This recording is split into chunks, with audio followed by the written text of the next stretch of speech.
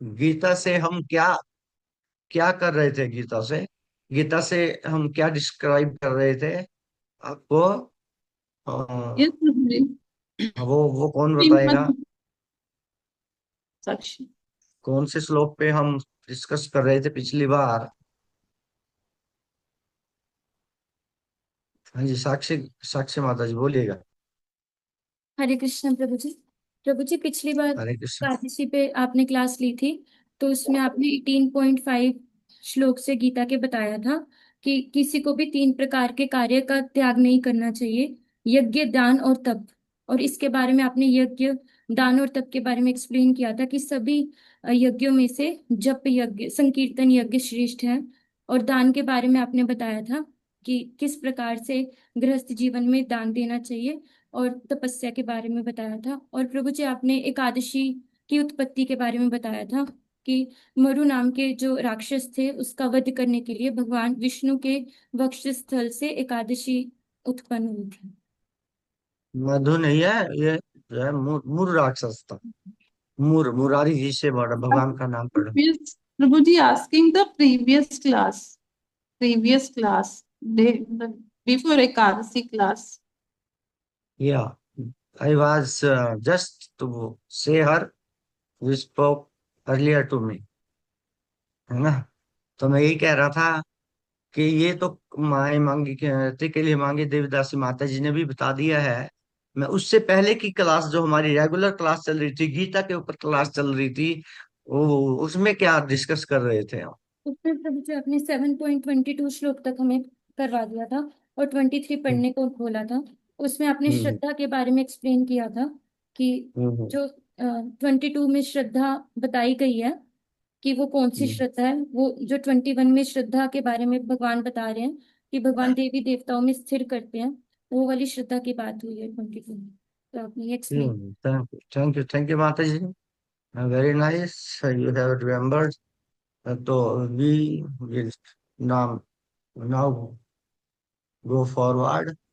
तो आज आगे से मैं एक टॉपिक लिया करूंगा श्लोकों से। जो भी श्लोक आपको समझाऊंगा, अ, उन श्लोकों का एक टॉपिक लिया करूंगा, ताकि आप अपनी क्लास में जो आप मेरे चैनल पे डालते हो, कृष्ण की ओर पे डालते हो, तो उसमें लोगों को पता लगे कि किस टॉपिक पे बात की जा रही है। तो today's topic is, what is the difference between demigods and supreme personality of Lord Krishna? Supreme personality of God है लॉर्ड श्री कृष्णा, अर्थात भगवान श्री कृष्ण और देवताओं में क्या फर्क है? What is the difference between demigods and supreme personality of God है? परम भगवान श्री कृष्ण और देवताओं में क्या अंतर है? इस सब्जेक्ट पर वी वर डिस्कसिंग, इस सब्जेक्ट पर हम डिस्कस कर रहे थे। तो अब शॉर्ट में बता देते हैं, क्योंकि बीच में एकादशी आ गई थी, तो एकादशी के बारे में बताया था, और तो गीता के बारे में बताने का टाइम नहीं रहा। तो मैं आपको पुनः शॉर्ट में बता देता हूँ कि भगवान श्री कृष्ण ने भगवत गीता के 20वें श्लोक से लेकर के और 23वें श्लोक तक भगवान श्री कृष्ण की भक्ति और देवताओं की भक्ति में क्या अंतर है, इसके बारे में बताया गया है। 20वें श्लोक में भगवान श्री कृष्ण ने कहा था, काम हित ज्ञान प्रपद्यन्ते अन्य देवता तम तम निममास्थाय प्रकृत्या नीतः स्वया। हे अर्जुन, जिन लोगों की बुद्धि कामनाओं के द्वारा हर ली गई है, मारी गई है, वो मुझे छोड़कर अन्य देवी देवताओं की शरण में जाते हैं। पर पदंते अन्य देवता, और क्या करते हैं उनकी शरण में जाकर के? तम तम निमम आस्थाए, और अपनी आस्था के अनुसार कुछ विधि विधानों का, नियमों का पालन करते हैं। पर कृत्या निराश्रया, जो उनके स्वभाव के अनुसार होता है, वे अपने अपने स्वभाव के अनुसार उक्त देवी देवता की पूजा में लग जाते हैं। अब ये 20वां श्लोक था। 21वें श्लोक में भगवान श्री कृष्ण कहते हैं, यो यो याम याम तनु भक्ता सर्जा चित्तु विच्छति। हे अर्जुन, कोई प्रश्न कर सकता है कि जब भगवान श्री कृष्ण सब कुछ है, देवता भी भगवान श्री कृष्ण के सेवक हैं, देवताओं के पास जब कष्ट आता है तो वे भगवान विष्णु भगवान श्री कृष्ण की शरण में जाते हैं, तो फिर प्रश्न उठता है कि भगवान श्री कृष्ण देवताओं की शरण में जाने ही क्यों देते हैं, लोगों को अपनी सेवा में क्यों नहीं लगा लेते, उनकी बुद्धि को ऐसे कर दें कि वो देवताओं की तरफ जाए ही नहीं। ये शास्त्रों में ऐसा उपदेश दे दें कि सभी देवताओं की पूजा करने की कोई आवश्यकता नहीं है, सिर्फ मेरी पूजा करो, है ये कहना चाहिए भगवान श्री कृष्ण को। तो ऐसा क्यों नहीं कहा, भगवान श्री कृष्ण देवी देवताओं की भक्ति करने ही क्यों दी, अलाउ ही क्यों किया? तो उसका उत्तर है, भगवान स्वयं श्री कृष्ण कहते हैं 22वें श्लोक में, यो यो याम या तनुम, तनुम का अर्थ है देवता, यो यो याम याम तनुम भक्त, जो जिस जिस देवता का भक्त है, यजन्ते श्रद्धान्विता, और उनकी श्रद्धा से पूजा करते हैं, श्रद्धा अन्विता, श्रद्धा से युक्त हो, अन्विता कहते हैं युक्त होकर के, यो यो जो याम याम जिस जिस, आपने गीता रखी है ना संभाल, है मेरे साथ में गीता पढ़ लिया करो, जो मैं श्लोक बोल रहा हूँ, गीता साथ में रखिएगा अपने हमेशा, और उन श्लोकों को जैसे मैं बोल रहा हूँ सुनिएगा, मैं क्या बोल रहा हूँ उस श्लोक से। ठीक है, 22वां श्लोक है, 7वां अध्याय है। यो यो याम याम, जो यानी यो यो करता है जो याम याम करता है जिस जिस, यो यो याम याम तनुम, तनुम करता है देवता, भक्त भक्त, देवता का देवताओं का भक्त, जो जिस जिस देवता का भक्त है, श्रद्धा अर्चितुम, श्रद्धा से पूजा करना चाहता है, अर्चितुम करता है पूजा करना चाहता है, श्रद्धा का था श्रद्धा से, है श्रद्धे अर्चितुम इच्छति, इच्छति करता है इच्छा करता है, अर्चितुम करता है पूजा, पूजा करने की इच्छा करता है, श्रद्धा से पूजा करने की इच्छा करता है, श्रद्धे अर्चितुम इच्छति, जो जिस जिस देवता का भक्त है और उसकी क्या करता है, श्रद्धा, बड़ी श्रद्धा से पूजा करने की इच्छा कर उत्पन्न करता अपने हृदय में, तो भगवान श्री कृष्ण क्या करते हैं, तस्य तस्य उसकी उसकी, तस्य करता उसकी, तस्य करता है उसकी, दो बार, तस्य तस्य, हैं चलाम श्रद्धाम, श्रद्धा को क्या कर देते हैं, अचल कर देते हैं, अचल, तस्य तस्य अचलाम श्रद्धाम, उसकी श्रद्धा, उन उन देवताओं के भक्तों की श्रद्धा को क्या कर देते हैं, स्थिर कर देते हैं, उसी देवता में स्थिर कर देते हैं, तस्य तस्य अचलाम श्रद्धाम, ताम एव, ताम एक अर्थ है उन्हीं देवताओं में, उसी देवता में जिसकी जिसकी वो श्रद्धा से पूजा करने की इच्छा उत्पन्न करता है, तो भगवान श्री कृष्ण उस भक्त की उस देवता में श्रद्धा क्या कर देते हैं, अचल कर देते हैं, अचलाम श्रद्धाम।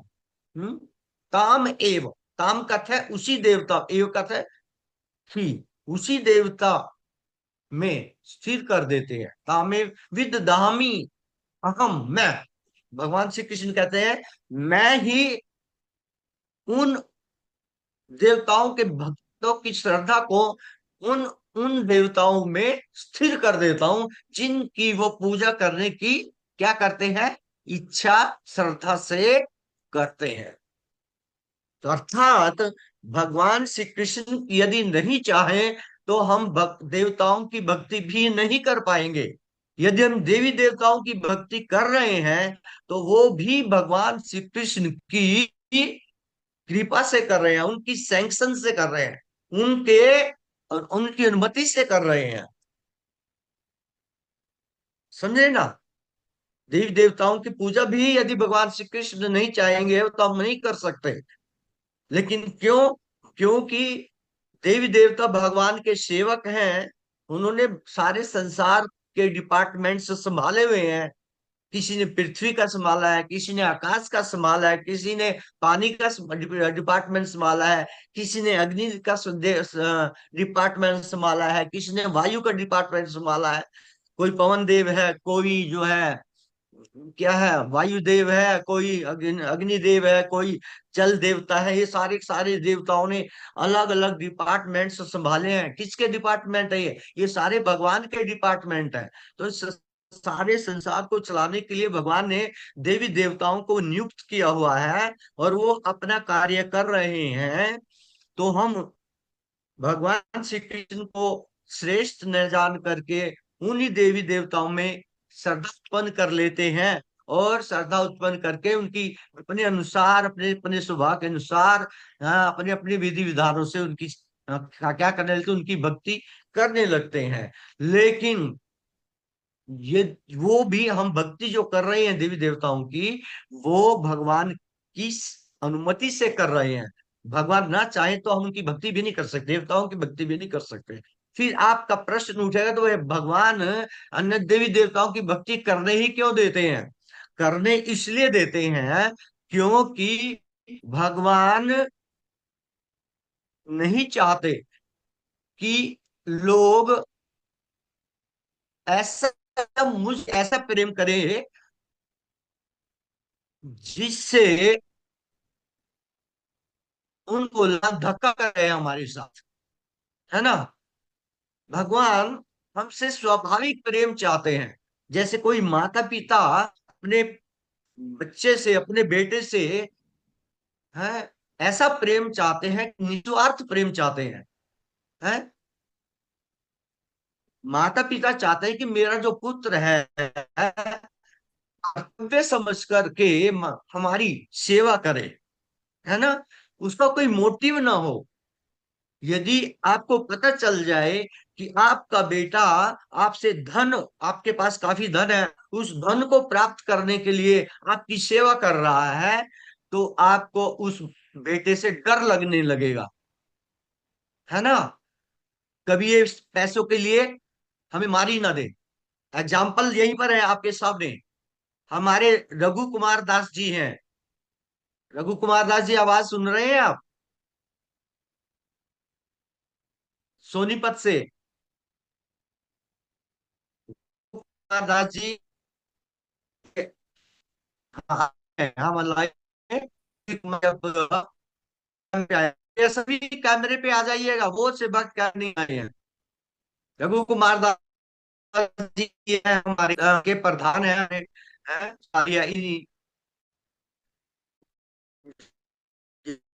ओनली जो ये अकेले 3 कथाएं कराते हैं। मेरा फोन आया है। अरे कृष्ण बाबू जी, मैं कब क्लास ले रहा हूँ, मेरी क्लास है आज। बोलिएगा।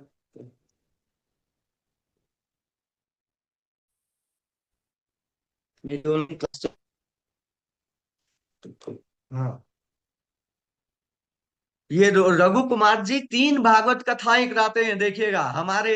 टोहाना के भक्त कहते हैं हमारे को बड़ा सोचना पड़ता है, मेहनत करना पड़ता है। ये अकेले हैं 90% काम करते हैं, बाकी सब 10% काम करते हैं। और एक नहीं 3 कथाएं कराते हैं।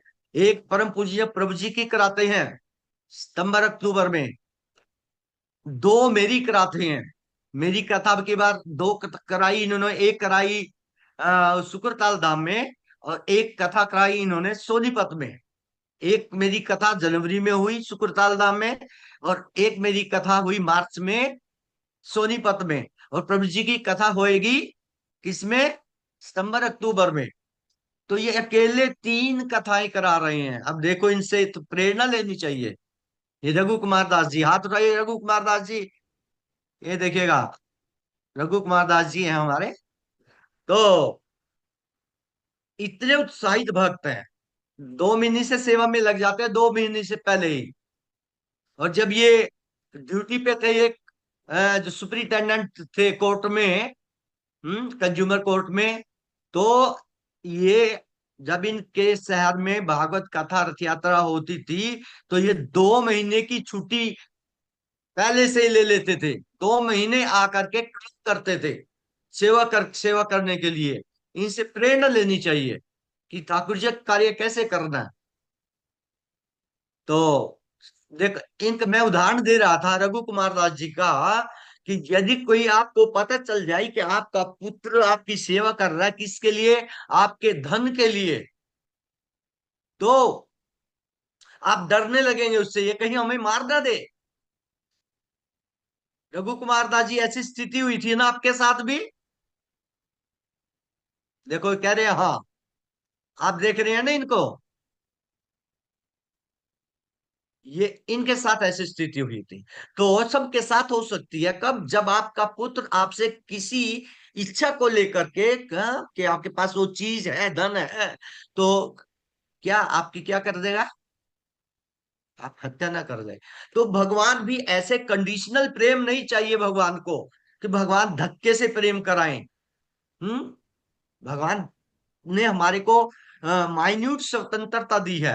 हिंदी में माइन्यूट को कहते हैं अणु, अणु स्वतंत्रता दी है। आप चाहे अच्छा करे चाहे बुरा करे, बस फल अपने हाथ में रखा है। ठीक है, और शास्त्र दे दिया है, शास्त्र दे दिए हैं, साधु संत भेज दिए हैं समझाने के लिए शास्त्रों को, कि आप यदि भगवान की इच्छा के अनुसार चलोगे तो आपको भगवान से सब कुछ प्राप्त होगा। जैसे एक पिता से है अपनी संतान को सब कुछ प्राप्त होगा, लेकिन कब? जब वो उनके अनुसार चलेंगे। ठीक है ना? इसी प्रकार यदि हम शास्त्रों के अनुसार, जो भगवान की वाणी है, भगवान के आदेश है, उनके अनुसार हम चलेंगे, तो भगवान से हमें सब कुछ प्राप्त होगा। ठीक है ना? लेकिन यदि नहीं उनके विरुद्ध चलेंगे, तो फिर आपको वो मिलेगा जो आपके भाग्य में लिखा हुआ है। तो ये प्रश्न पिछली बार पूछा भी था मुझसे, कि भगवान दूसरों की भक्ति करने ही क्यों देते हैं, अपनी भक्ति में लगा लें, जब वो सब कुछ है, सब पावर्स उनके पास है, देवी देवता भी उनके वश में है, नन है वो भी, देवी देवता भी उनके स्वामी हैं, देवी देवताओं के भी वो स्वामी हैं। तो उत्तर ये है कि भगवान श्री कृष्ण किसी से क्या धक्के से प्रेम नहीं चाहते।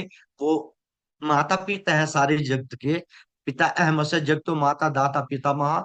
9वें अध्याय के 17वें श्लोक में भगवान श्री कृष्ण कहते हैं कि अर्जुन, मैं सारे जगत का असली पिता हूँ, असली माता हूँ, असली पालन करता हूँ, हाँ, पिता मैं भी मैं ही हूँ। तो भगवान हमसे क्या चाहते हैं? स्वाभाविक प्रेम चाहते हैं। धक्के का प्रेम नहीं चाहते, कंडीशनल प्रेम नहीं चाहते। भगवान चाहते हैं कि ये मुझे अपना सर्वस्व समझ करके क्या करे, किसी भी संबंध में माता मान, पिता मान करके, माता मान करके है, भाई बंधु जो कुछ मान करके है, निस्वार्थ भाव से मेरी सेवा करे, मेरी भक्ति करे, मेरे भजन में लगे। क्यों? क्योंकि भगवान ने अणु स्वतंत्रता दी है। शास्त्रों के अनुसार चलोगे तो उस अणु स्वतंत्रता का सदुपयोग कर रहे हैं, तो आपको भगवान की कृपा मिलेगी। शास्त्रों के अनुसार नहीं चलोगे तो भगवान की आज्ञा का उल्लंघन करोगे, तो फिर क्या होगा? फिर आपको अपने कर्मों का हिसाब देना पड़ेगा यमराज को। फिर भगवान बीच में नहीं आएंगे। तो अब भगवान श्री कृष्ण कहते हैं, हे अर्जुन, यो यो याम याम तनु भक्ता श्रद्धया अर्चितुम इच्छति तस्य तस्य अचलाम श्रद्धाम ताम एव विदधामि अहम। जो जिस जिस देवता की पूजा करने की इच्छा उत्पन्न करता है, मैं उस को उस देवी देवता की श्रद्धा में, उसकी श्रद्धा को उस देवता में स्थिर कर देता हूं, जिससे वो उस देवता की पूजा करता रहे। ये 22वें श्लोक तक हमने एक्सप्लेन किया था, तो मैंने आपको ये बता दिया। आज 22वां श्लोक, 20वां, 21वां और 22वां है, क्योंकि बीच में एकादशी आ गई थी, तो एकादशी के दिन एकादशी की महिमा गाई थी। हर एकादशी को मैं क्लास लूंगा, स्पेशल क्लास। ठीक है, हर एक एकादशी में भी मैं अब क्लास 15वें दिन लिया करूंगा, यही टाइम रहेगा दोपहर का। तो एकादशी के बारे में बताया करेंगे, एकादशी कितनी महत्वपूर्ण है। ठीक है, तो ये क्लास एकादशी की एक्स्ट्रा रहेगी। यदि आस पास हुई तो बुधवार की जगह, जैसे वीरवार को आ गई है या मंगलवार को आ गई है, फिर हम क्लास एक ही रखेंगे एकादशी की। यदि दूर आई, 2-3 दिन का गैप, 4 दिन का गैप पड़ गया है एकादशी में, है सप्ताह के अंदर, तो फिर हमारी 2 क्लास होंगी। यू विल बी इन्फॉर्म्ड, आपको इन्फॉर्म कर दिया जाएगा। तो यहां तक समझ में आ गया? जिन भक्तों को यहां तक समझ में आ गया वो हाथ उठाइए। जिन भक्तों को यहां तक समझ में आ गया है, जहां तक मैंने बताया आपको 22वें श्लोक तक, वो हाथ उठाइए प्लीज। सबको आ गया है। आज चलते हैं अब 23वें श्लोक में, जो हमारा आज का श्लोक है। सबने सुनना है, 2 बार मैं बोलूंगा, और 2 माताएं, 2 प्रभु लोग इस श्लोक को मेरे बाद में उच्चारण करेंगे। तो ये श्लोक इस प्रकार से है। 23वां श्लोक है। अंतवत्तु फलम तेषां तद्भवति अल्पमेधसाम्, देवान् देव यजो यान्ति मद्भक्ता यान्ति मामपि। तो ये 23वां श्लोक, अंतवन्तु फलम तेषां तद्भवति अल्पमेधसाम्, देवान् देव यजो यान्ति मद्भक्ता यान्ति मामपि। तो 2 भक्त, 2 पुरुष, जेंट्स जो है, वो इस श्लोक को बोलेंगे। कौन बोलेगा? हाथ उठाइए, उच्चारण कीजिए। कृपया सभी कैमरे पे आ जाइएगा, कैमरे पे नहीं आए हैं। ममता मलिक, राधे कृष्णा, स्वाति रावल, साहिल रावल, राधे कृष्णा। हम्म बहुत से भक्त हैं जिन्होंने नाम नहीं लिखा, और मोबाइल मोबाइल का नंबर आ रहा है? तो कृपया सभी अपने कैमरे पे आ जाइए। कौन बोलेगा इस श्लोक को? हाथ उठाओ। 23वां श्लोक, भगवत गीता 23वां श्लोक, कौन बोलेगा? चलो, आप नहीं बोल रहे, मैं बोल रहा हूँ। तो प्रभु जी, श्रीनिवास गौरांग हरिदास प्रभु जी रोहतक से हमारे भक्त है, हमारी स्कूल प्रचार समिति के कैशियर हैं, इन हैं। तो ये बोलेंगे, बोलो ये श्लोक बोलो देख करके गीता से।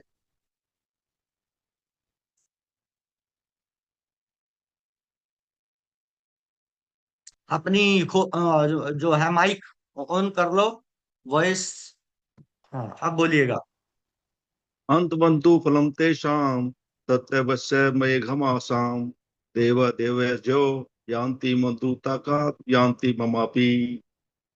अच्छा प्रयास है, थैंक यू। और कौन बोलेगा? और हमारे लक्ष्मण प्राण दास बोलेंगे अब। हरे टोहाना से कृष्ण बोलिए। हरे कृष्ण, टोहाना से इस्कॉन प्रचार समिति के प्रधान मेन। अंतबतु फलम तेषा तद्भक्ते मेधसाम, देव देव जो जानती मद्भक्ता जानती माँ बापी। हाँ, 2 भक्तों के 2 माताएं बोलेंगी, अब हाथ उठाइए। हाँ, उर्मिला माता जी, ओ सॉरी, मल्होत्रा माता जी, आप बोलिए। आपका दीक्षित नाम क्या है? उर्मिला माता जी है? हरे कृष्णा प्रभु आप जी। हाँ जी, उर्मिला माता जी। उर्मिला माता जी आपका दीक्षित नाम है, ठीक है। हाँ। ये हमारी माता जी हैं, अम्बाला से। ये टीचर रही हैं, अब जो रिटायर हो गई हैं। तो ये सरकारी टीचर रहे हैं। बहुत अच्छा भाव है इनका, बहुत अच्छी सेवा करती हैं हमारी अम्बाला में भी, कुरुक्षेत्र में के लिए भी। तो और अच्छे पढ़े लिखे तो हैं ही, पढ़ाते थे, टीचर थे। तो माता जी बोलिएगा। हाँ जी प्रभु जी। अंतबतु फलम तेषां तद्भवति अल्पमेधसाम्, देवान् देव यजो यान्ति मद्भक्ता यान्ति मामपि। वेरी नाइस, बहुत अच्छा बोला गया है। रीना माता जी, मेहम से, रीना माता जी।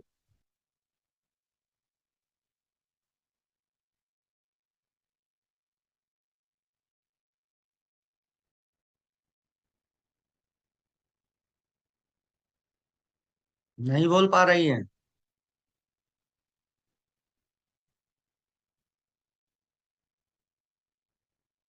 साक्षी माता जी, आप बोलिएगा।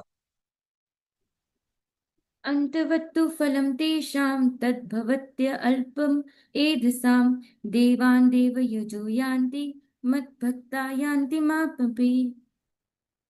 बहुत सुंदर। तो इस श्लोक का अर्थ क्या क्या है? देखिए, ध्यान से सुनिएगा। वेरी वेरी इंपॉर्टेंट श्लोक। भगवत गीता का ये बहुत इंपॉर्टेंट श्लोक है, और मैं तो चाहूंगा ये श्लोक सभी याद करें, सब रट लें ये श्लोक, है ना। सबको याद होना चाहिए। तो इस श्लोक का अर्थ इस प्रकार से है, एक एक वर्ड का अर्थ समझिए। अंतवत्तु, अंतवत्तु का अर्थ है तू, तू वर्ड आया इसमें, अंतवत प्लस तू, ठीक है। तो उसको मान लिया अंतवत्तु। तू का अर्थ है लेकिन, अंतवत्तु का अर्थ है अंतवंत। अंतवंत का अर्थ है नष्ट या नाश हो जाता है। अंतवत्तु, लेकिन नाश हो जाता है, अंत हो जाता है। अंत का मतलब नाश, अंतवत्तु। हम्म किसका नाश हो जाता है? फलम, फलों का।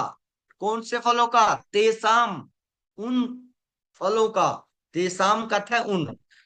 अंतवत्तु फलम तेसाम, लेकिन उन फलों का अंत हो जाता है। किन फलों का? जो देवी देवता हमें देते हैं उनकी पूजा करके, समझे। देवी देवताओं के द्वारा जो हमारी पूजा किए जाने पर जो फल दिए जाते हैं, उनका क्या हो जाता है? उनका अंत हो जाता है। अंतवत्तु फलम तेसाम, ठीक है। उनके द्वारा प्रदत्त फलों का अति शीघ्र क्या हो जाता है? अंत हो जाता है। अंतवत्तु, शीघ्र अंत हो जाता है। फलम तेसाम, उन फलों का जो देवी देवताओं के द्वारा देवी देवताओं के आराधक को मिलते हैं। अंतवत्तु फलम तेसाम तद्भवती, तद्भवती का अर्थ वह हो जाता है। तद्भवती अल्पमेध साम, अल्प मेधा का अर्थ है कम बुद्धि वाले। कम बुद्धि वाले देवी देवताओं के उपासकों के फलों का बहुत शीघ्र नाश हो जाता है। पहली लाइन का अर्थ ये है कि देवी देवताओं के भक्तों को भगवान श्री कृष्ण यहाँ पर अल्प मेधसाम कह रहे हैं। वो अल्प बुद्धि के हैं, उनकी बुद्धि क्या है? बहुत कम है, कम बुद्धिमान है वो, जो देवी देवताओं की उपासना करके उनसे फल प्राप्त करते हैं। ऐसे देवी देवताओं के उपासकों को भगवान श्री कृष्ण अल्प बुद्धि का कह रहे हैं, समझे ना। तद भवती अल्प मेधसाम, अल्प करता है थोड़े, अल्प करता है बहुत कम, मेधसाम करता है बुद्धि वाले। तो कम बुद्धि वाले देवी देवताओं के उपासकों का जो फल है, जो देवी देवताओं से प्राप्त करते हैं, वो फल वो अति शीघ्र अंतुवत्तु उनका फल, उनके फल क्या हो जाते हैं? नष्ट हो जाते हैं, उन फलों का नाश हो जाता है। अब मैं बता रहा हूं भगवान श्री कृष्ण की भक्ति और देवी देवताओं की भक्ति में क्या अंतर है। इस सब्जेक्ट का ये लास्ट श्लोक है, ठीक है। ये फाइनल श्लोक है कि देवी देवताओं की भक्ति और भगवान श्री कृष्ण की भक्ति में क्या फर्क है। ये लास्ट श्लोक है इस सब्जेक्ट का, इसलिए सुन लीजिएगा कि क्या कहना चाह रहे हैं भगवान। है भगवान कह रहे हैं अर्जुन, अंतवत्तु, लेकिन शीघ्र अंत हो जाएगा, फलम तेसाम, उन फलों का। तद भवती, वह हो जाएगा। तद करता है उनका, भक्ति करता है हो जाएगा, है तद। अल्प मेध साम, अल्प बुद्धि वाले, अल्प बुद्धि वाले देवी देवताओं के उपासकों के फलों का अति शीघ्र नाश हो जाएगा। जो वो देवी देवताओं की पूजा प्राप्त करके फल प्राप्त करेंगे, उनका अति शीघ्र क्या हो जाएगा, शीघ्र ही नाश हो जाएगा। नंबर वन घाटा, देवी देवताओं के उपासकों को नंबर वन जो घाटा है, नंबर वन जो उनको भोगना पड़ेगा दुख, वो ये होगा कि देवी देवता दे तो देंगे, लेकिन कुछ समय के बाद वो फल जो है उनसे छिन जाएंगे। समझे? इसका बहुत उदाहरण है, बहुत सुंदर उदाहरण है हमारे पास। रावण, रावण किसका भक्त था? भोलेनाथ का भक्त था। रावण भोलेनाथ का भक्त है, भगवान शंकर का भक्त था। तो रावण ने बहुत भयानक तपस्या करके, है ना, हजारों हजारों वर्षों की तपस्या करके भोलेनाथ को प्रसन्न किया था और उनसे सब कुछ प्राप्त किया था। समझ रहे हैं? लेकिन क्या हुआ,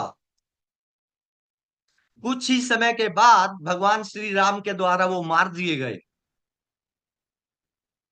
तो क्या हो गया, उन्होंने जो फल भोलेनाथ जी से प्राप्त किए थे, इस लंका सोने की, और सारे वरदान प्राप्त किए थे, बहुत से वरदान मांगे थे, हैं रावण ने, तो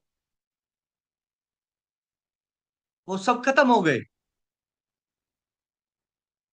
और भगवान श्री राम की शरण में आने से, ध्यान दीजिए, भगवान श्री राम की शरण में जैसे ही विभीषण भगवान श्री कृष्ण के चरणों में, भगवान राम के चरणों में विभीषण आकर के पड़ा, जब रावण ने विभीषण को लात मारी कि तू खाता मेरा है, मेरा भाई है, और गुण गाता है राम का, राम राम रटता रहता है, हैं? फेवर उसकी करता है, खाता मेरा है, तो लात मारी, भाग जा मेरे राज्य से। तो विभीषण ने वो लात जब खाई तो किसकी पहले से ही याद थी, भगवान श्री राम की, वो सीधा भगवान श्री राम की शरण में गया। और जैसे ही भगवान श्री राम के चरणों में पड़ा तो भगवान श्री राम ने क्या कहा, उठो लंकेश, उठो लंकेश, मेरे गले लग जाओ। लंकेश कह दिया, लंका का ईश्वर, लंका का राजा कह दिया तुरंत। जिस लंका को प्राप्त करने के लिए, जिस पद को प्राप्त करने के लिए हजारों हजारों वर्ष किसने, रावण ने तपस्या की है, उस लंका की के राज्य को प्राप्त करने के लिए, उस लंका को प्राप्त करने के लिए विभीषण को कुछ नहीं करना पड़ा।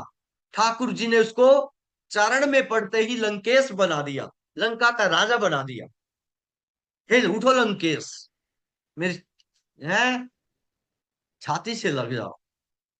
बताओ, कहा हजारों वर्षों की तपस्या से लंका और लंका का राज्य मिला, इतना बलवान शरीर हम्म रावण को मिला, लेकिन वही लंका का राज्य है वो भगवान श्री राम की शरण मात्र में आने से विभीषण को प्राप्त हो गया। कोई तपस्या नहीं करना पड़ी, कोई तपस्या नहीं करनी पड़ी। ये है देवी देवताओं की भक्ति में, भगवान श्री कृष्ण की भक्ति में फर्क। दूसरे वह है, ले लो आप, हिरण्यकश्यप ब्रह्मा जी का देव पूजक था, ब्रह्मा जी के लिए भयानक तपस्या की हिरण्यकश्यप ने, हजारों वर्ष तपस्या की, और ब्रह्मा जी से प्रसन्न होकर करके वरदान प्राप्त कर लिया कि मैं दिन में मरू ने रात में मरू, महीनों में मरू ने साल में मरू, है अग्नि से मरू न शस्त्र से मरू न अस्त्र से मरू, बर्फ पानी से मरू न, जितने भी किसी उपाय थे, बीमारी से ना मरू, किससे ना मरू, सारे उपाय मांग लिए, सारे वरदान मांग लिए, लेकिन हुआ क्या, भगवान जैसे ही उसने अपने पुत्र प्रहलाद जो कि भगवान विष्णु का अनन्य भक्त था, है, उसका विरोध किया, तो क्या हुआ? भगवान श्री कृष्ण किसके रूप में? नरसिंह के रूप में आए और उसका वध कर दिया। अभी प्रहलाद 5 साल के तो हुए थे, प्रहलाद के उत्पन्न होने से पहले ही चले गए थे। प्रहलाद जब गर्भ में थे तो तपस्या के लिए उनके पिता चले गए थे। 5 साल लगभग हुए थे, 4 साल, तो उनके पिता वापिस आ गए और प्रहलाद महाराज मात्र 4-5 साल के बालक थे। समझ रहे? तो प्रहलाद महाराज का जैसे ही उन्होंने अपमान किया, मारना चाहा उनको, भगवान ने हिरण्य कश्यप को क्या कर दिया? वध कर दिया। कौन से हिरण्य कश्यप का वध कर दिया? जिसे सारे देवता डरते थे, सारे देवता जिसकी चाकरी करते थे। तो कितने दिन रहा रावण के पास? है, ब्रह्म से मिले हुए वरदान और उनकी शक्तियां कितनी देर तक रही? मात्र 5 साल तक। 5 साल के बालक ध्रुव हुआ, ओ प्रहलाद महाराज 5 साल के हुए, उसने भगवान के भक्त का, प्रहलाद का अपराध किया और भगवान नरसिंह देव ने आकर के उनको मार दिया।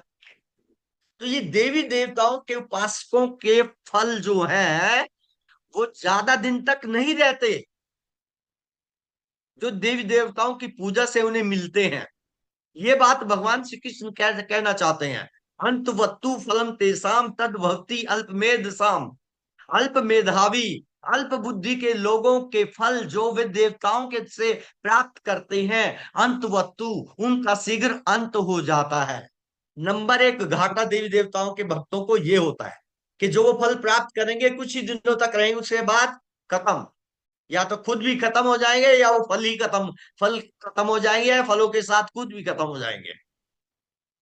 नंबर 1। दूसरा, देवान देव यचः यान्ति। देवान करते देवताओं को, देव यचः, देवताओं के उपासक, देवान देव यजः यान्ति, देवताओं के उपासक देवताओं को प्राप्त होंगे। देवान देव यजः यान्ति, यान्ति करते प्राप्त हो जाएंगे। देवान देव यजो यान्ति है, मद भक्त, मेरे भक्त, यान्ति प्राप्त होंगे, माम, मुझे, अपि निश्चित रूप से, मैं केवल मेरे भक्त मुझे प्राप्त होंगे। देवी देवताओं के उपासक देवी देवताओं को प्राप्त करेंगे। समझ रहे हैं? देवी देवताओं के उपासक मुझे प्राप्त नहीं कर सकते। देवी देवताओं के उपासक जो है वो, देवी देवताओं के जो उपासक हैं वो देवी देवताओं को प्राप्त होंगे। देवान देव यजः, देव यजः कहता है देवताओं के उपासक, यजः कहता है पासक। देवान देव यजः यान्ति, देवताओं के उपासक देवलोकों में जाएंगे, देवताओं के पास में जाएंगे। आप यदि शिव जी के उपासक हैं तो आप शिवलोक में जाएंगे। आप यदि माता दुर्गा के उपासक हैं तो आप माता दुर्गा के लोक में जाएंगे। आप भगवान के पास, कृष्ण के पास नहीं जा सकते। आज जो ये लोग, जो ये महात्मा व्यास आसन पर बैठकर ये हैं ऐसे प्रवचन करते हैं क्या कि सब बराबर है, जिस मर्जी को पूज लो, जाना तो सबने एक जगह है, सब बराबर है, जिसका मंत्र चाहिए उसका मंत्र ले लो, ये सारा का सारा बकवास है और गीता भागवत के विरुद्ध प्रचार है। ऐसे जो भागवत करता या ऐसे प्रवचन करता, ऐसे कथा करने वाले जो महात्मा हैं, उनको व्यास आसन पर बैठने का कोई अधिकार नहीं है। लेकिन 90%, ज्यादातर 90% प्रचार ऐसे ही महात्माओं द्वारा, तथा कथित महात्माओं द्वारा किया जा रहा है। 90% ये प्रचार है कि सब बराबर है, जिस मर्जी को पूज लो, बस एक को अपने, हाँ एक को मान लो, बाकी क्या है, बराबर सब है, किस मर्जी को पकड़ लो, एक को पकड़ लो। लेकिन नो, गीता में यहाँ पर साफ साफ ठाकुर जी कह रहे हैं, देवान देव यजह यान्ति। दूसरी लाइन के पहले प्रारंभ में भगवान श्री कृष्ण कहते थे इस श्लोक के कि देवताओं के उपासक देवताओं को जाएंगे, मेरे पास नहीं आएंगे। मद भक्ता, मेरे पास कौन आएंगे? मद भक्ता यान्ति माम, मेरे भक्त मेरे पास आएंगे। है ये मद भक्ता यान्ति माम अपि, केवल मेरे भक्त मेरे पास आएंगे, देवताओं के उपासक मेरे पास आने वाले नहीं है।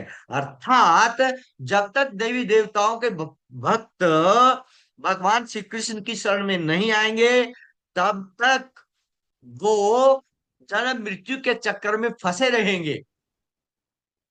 देवी देवता कहाँ रहते हैं? स्वर्ग में रहते हैं, तो स्वर्ग तक जाएंगे, देवी देवताओं के उपासक स्वर्ग तक जाएंगे, ठीक है ना। और जब क्षीणे पुण्य मृत्यु लोक विशंति, और जैसे ही उनके क्षीण जो पुण्य क्षीण होंगे, फिर इस संसार में दोबारा आ जाएंगे। उनका जन्म मृत्यु का चक्कर खत्म नहीं होगा, बार बार मरना पड़े, जन्म लेना पड़ेगा, बार बार मरना पड़ेगा, बार बार बुढ़ापा, बार बार बीमारी है, ये सर्कल चलता ही रहेगा। कब तक? जब तक हम भगवान श्री कृष्ण को, विष्णु को प्राप्त नहीं कर लेते, जब तक हम वैकुंठ में नहीं चले जाते, जब तक हम कृष्ण लोक अथवा गोलोक वृंदावन में नहीं चले जाते, तब तक हमारा जन्म मृत्यु का चक्कर कटने वाला नहीं है, नहीं है, नहीं है। तो ये दो घाटे देवी देवताओं के उपासकों को होंगे। सबसे पहले जिसके लिए उन्होंने देवी देवताओं की पूजा की थी, है श्रद्धा के साथ, जो फल देवी देवता उनको देंगे, उनकी है पूजा से प्रसन्न होकर के, उनकी तपस्या से प्रसन्न होकर, वो फल उनके पास ज्यादा दिन नहीं रहेंगे। और नंबर 2, देवी देवताओं के उपासक भगवान श्री कृष्ण को, विष्णु को प्राप्त नहीं होंगे। वो जिस देवता के भक्त है उस देवता के लोक में जाएंगे, और वहां पर जब तक उनके पुण्य हैं तब तक खूब भोग भोगेंगे। किसी चीज की कमी नहीं है स्वर्ग लोक में। सर्वलोक में बीमार भी नहीं होते हैं, शारीरिक रूप से बीमार नहीं होते, लेकिन स्वर्ग लोक में मानसिक बीमारी स्वर्ग लोक में भी है, मन से परेशान। अरे स्वयं स्वर्ग लोक का राजा इंद्र हमेशा परेशान रहता है, कभी कोई सोमा यज्ञ ना कर ले और मेरा पन्ना छीन ले, वो चिंतित रहता है। कोई भी तपस्या करने लगता था, करने लगता है, तो स्वर्ग के राजा को, इंद्र को चिंता हो जाती है। तो मानसिक कष्ट होते हैं कहां पर? देवलोक में। शारीरिक कष्ट नहीं होता, खूब भोगो, श्राए हैं, ये है, वो है, कल्प वृक्ष है, जो चाहिए सब कुछ मिलेगा। लेकिन अब तक, जब तक आपके पास पुण्य है, जैसे आपके बैंक में जब तक पैसे हैं तब तक खूब भोग सकते हो, जो मर्जी कर सकते हो। लेकिन बैंक में से पैसे सारे खत्म हो गए तो फिर क्या करोगे? फिर कुछ नहीं भोग सकते। ऐसे ही स्वर्ग में, स्वर्ग लोकों में देवताओं के उपासक तब तक ही रहेंगे जब तक उनके पुण्य समाप्त नहीं हो जाते। पुण्य समाप्त हो जाएंगे तो इस संसार में फिर आ जाएंगे, मनुष्य रूप में आ सकते हैं, वो पशुओं के शरीर में आ सकते हैं, पक्षियों के शरीर में आ सकते हैं उनकी उनके पिछले जन्मों के कर्मों के अनुसार। तो दो घाटे किसको हुए? देवी देवताओं के उपासकों को हुए। एक, जो कुछ देवी देवताओं की पूजा से मिलेगा वो बहुत जल्दी छिन जाएगा, उसके पास नहीं रहेगा। दूसरा, वो उसका जन्म मृत्यु का चक्कर समाप्त नहीं होगा, और वो इस जन्म मृत्यु के चक्कर में हमेशा के लिए पड़े रहेंगे। माम उपेत्य तू कौनते पुनर्जन्म न विद्यते, हे अर्जुन, लेकिन जिसने मुझे प्राप्त कर लिया उसका दोबारा जन्म नहीं होता। आ ब्रह्म भुवना लोका पुनरावर्तिनो अर्जुन, ब्रह्म भुवना लोका, पाताल लोक से ब्रह्म के लोक तक भी चले जाओ, पुनः आवर्तिनो अर्जुन, हे अर्जुन दोबारा आना पड़ेगा संसार में। माम उपेत्य तू, लेकिन जिसने मुझे प्राप्त कर लिया, उपेत्य करता है प्राप्त करना, माम कहता है मुझे, माम उपेत्य तू कहता है लेकिन जिसने मुझे प्राप्त कर लिया, मेरे धाम में आ गया, पुनर्जन्म न विद्यते, उसका दोबारा जन्म नहीं होता। लेकिन देवी देवताओं के उपासकों का बार बार जन्म होगा, बार बार मरण होगा, उनका 84 का चक्कर नहीं कटेगा। वो बार बार मरेंगे, बार बार बुढ़ापा, बार बार बीमारी, और इस बार बार जन्म का कष्ट उनको सहन करना पड़ेगा। हरे कृष्णा कृष्णा कृष्णा हरे हरे, हरे राम राम राम हरे हरे। तो यहाँ पर आकर के भगवान श्री कृष्ण देवी देवताओं का चैप्टर, देवी देवताओं के पूजा और उनकी पूजा में क्या अंतर है, इस सब्जेक्ट को यहीं पर स्टॉप कर देते हैं। इससे आगे भगवान देवी देवताओं का कोई श्लोक नहीं लेते। 20वां श्लोक, 21वां श्लोक, 22वां श्लोक, 23वां श्लोक, तो ये 4 श्लोकों में भगवान श्री कृष्ण देवी देवताओं की भक्ति और मेरी भगवान श्री कृष्ण की भक्ति में क्या अंतर है, उसका वर्णन कर रहे हैं। वो हमने आज आपको समझा दिया है। यदि किसी को कोई बात समझ में नहीं आई तो मुझसे पूछ लीजिएगा, जिज्ञासा कीजिएगा, पूछिएगा क्या पूछना चाहते हैं, किसको क्या समझ नहीं आया वो पूछिए। क्यों क्यों? जब तक हमारी शंका रहेगी तब तक हम अच्छी तरह से भगवान के भक्त नहीं बनेंगे। हम्म जब शंकाएं नष्ट हो जाएंगी तो हमारी श्रद्धा भगवान में, कृष्ण में बढ़ जाएगी। किसी का कोई प्रश्न? हरे कृष्ण प्रभु जी। यस माता जी, आप पूछिए पहले। हाँ हाँ पूछिएगा।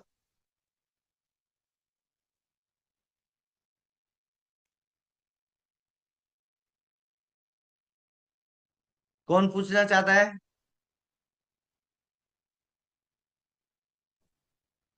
हरे कृष्ण हरि प्रभु बोल। जी, दंडवत प्रणाम। दंडवत माता जी। यस प्रभु जी, वो मैं दूसरे फोन से हूँ अभी। प्रभु जी, जैसे हरे कृष्ण प्रभु जी, मेरा अनम्यूट नहीं हो रहा था। मुझे एक जिज्ञासा है प्रभु जी कि म- एक ममता लड़की है। ममता ममता मलिक माता जी। हाँ हाँ हाँ हाँ। कहाँ तो से हैं जैसे आप? मैं शामली से प्रभु जी, कहाँ से? शामली से? शामली। जी जी जी प्रभु जी, माता जी। एक लड़की है और उसके जो शादी हुई है, उसके 4 बच्चे हैं। हाँ जी। तो उसके घर वालों ने उसकी शादी कर दी। शास्त्र के अनुसार व्याभिचारी या परगमन पाप है। अगर हम्म उसकी शादी हुई है और वो उस कंडीशन में है, मतलब जिसके साथ उसकी शादी हुई वो 4 बच्चों का पापा है, तो यहाँ दोष उसके मम्मी पापा को है या उस लड़की को है या प्रभु जी ससुराल वालों को है? मुझे इसे जानने की इच्छा है प्रभु जी। अगर उसके सामने ऐसे हालात हैं तो उसका दोष किसे है? इसके कई कारण हो सकते हैं माता जी। जो जिस लड़की की आप बात कर रहे हैं, उसकी शादी, वो पहले से मैरिड थी, वो भी डाइवोर्सी थी, या पहले शादी नहीं हुई थी उसकी? अपनी अपना माइक ऑन कर लीजिएगा ममता मलिक माता जी, आपका माइक बंद हो गया है।